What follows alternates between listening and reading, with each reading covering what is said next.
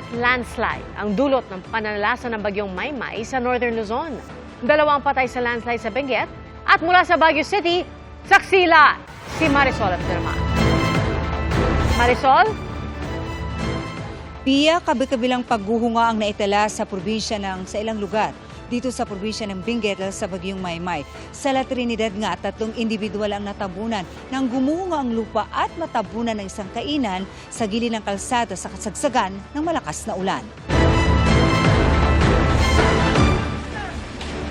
Tulong-tulong sa paghuhukay ng lupa ang mga rescuer sa Barangay Silan sa La Trinidad, Benguet.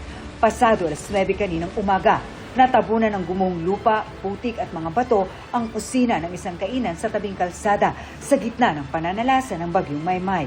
3 kusinero ang naiulat na na-trap sa guho. Pasado alas 10 ng umaga, nasagip ang lalaking 55 anyos. As of now po ma'am, stable condition na po, nasa ospital na po ma'am. Ang sabi lang po is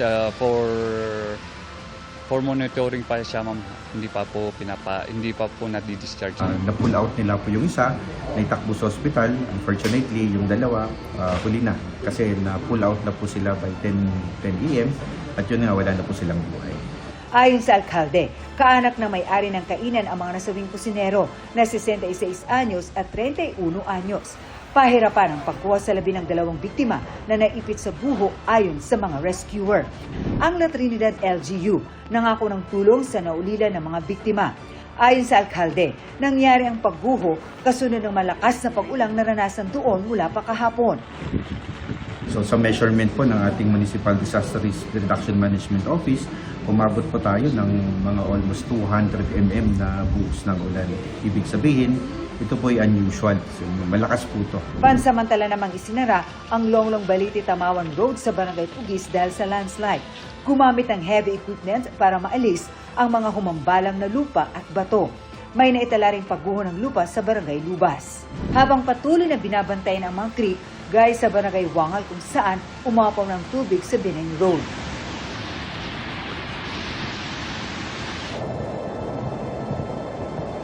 Kaliwat kanan din ang mga pagguho sa iba pang bahagi ng lalawigan, gaya ng rock slide sa Cam 6 sa Cannon Road sa bayan ng Tuba at sa Barangay Ampusungan sa bayan ng Bacon kung saan isang linya lang ang nadaraanan kanina sa Governor Bado Dangwa National Road.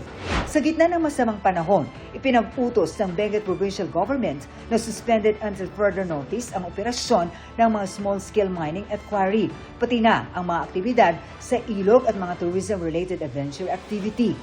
Sa Bontoc Mountain Province, hindi madaanan ang bahagi ng Talubin-Barlig-Calacad Road at Barangay Talubin dahil sa rock slide. Ganyan din ang sitwasyon sa Mountain Province, Kalanan-Pinukpok-Abot Road sa Tinglayan, Kalinga. Ramdam din ang masamang panahon sa iba pang lugar sa norte, gaya sa Baguio City kung saan magdamag naranasan ang ulan.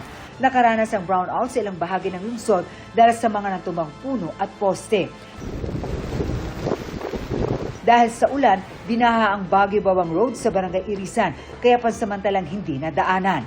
Maliban sa Burnham Park, pansamantala munang isinara ang lahat ng parke sa Baguio kanina dahil sa masamang panahon.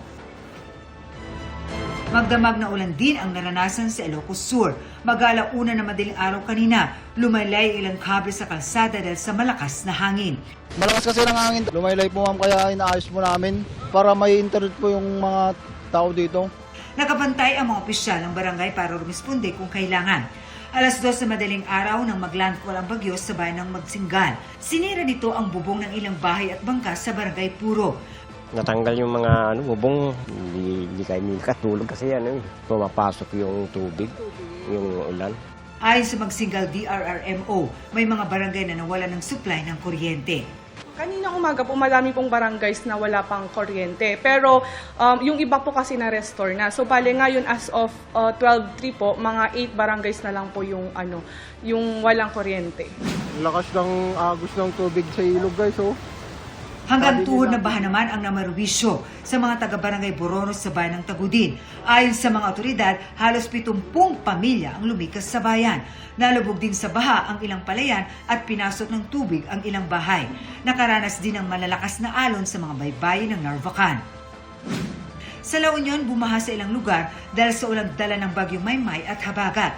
Kabilang sa binaha ang San Fernando City, Bawang, Nagilian, San Juan at San Gabriel. Pero ngayon po ay nagsusubside naman na po yung pagbaha po dahil medyo humina naman na po yung pag-ulan na nararanasan po natin dito, ma'am, sa province. Sa bayan ng Agoo, tuloy-tuloy ang clearing operations para tanggalin ang mga humambalang na puno sa kalsada. Nilinis din ang mga daluyan ng tubig sa San Fernando City. Bago pa man ang masamang panahon, lumikas na ang mga residente sa coastal areas ng San Fernando. Ayon sa La Union Provincial PIO, mahigit 5,000 pamilya sa probinsya ang apektado ng bagyo. May mahigit 800 pamilya ang nananatili sa mga evacuation center sa probinsya. Mahigit 400 naman ang lumikas at nakikisilong sa kanilang mga kaanak. Mahigit 6,000 at 500 pamilya ang apektado ng bahain ang nasa 40 barangay sa Pangasinan. Sa barangay Lasip sa Calasiao, lampas tuhod ang baha. Ayon sa barangay, natuklas ang mayroong tagas ang floodgate ng dike, kaya dumiretso doon ang tubig mula sa ilog. Dahil nga po sa pagtaas ng ating kalsada, dahilan din po ng pag-stock ng tubig sa ating mga kabahayan. At isa din po yung kakulangan ng drainage.